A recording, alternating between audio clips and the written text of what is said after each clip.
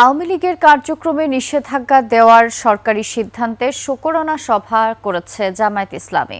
শনিবার দিবাগত রাত 12:15টায় রাজধানীর মগবাজার চৌরাস্তায় এই কর্মসূচি পালন করেছে দলটি। এতে বক্তব্য দেন জামায়াত আমির ডাক্তার শফিকুর রহমান।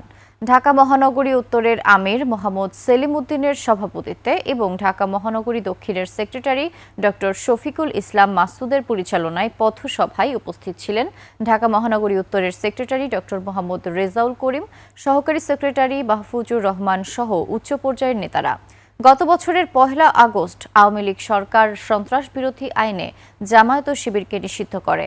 পরে ডক্টর মোহাম্মদ ইউনূস নেতৃত্বাধীন সরকার এই নিষেধাজ্ঞা তুলে নেয়।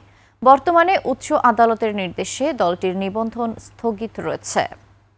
আমরা পরিষ্কার করে দিতে চাই, নাইয়া বা বৃদ্ধবনিতা শিশু মা বোনেরা সহ সবাই যেমন রাস্তায় নেমে এসেছিল, আগামী দিনে যেন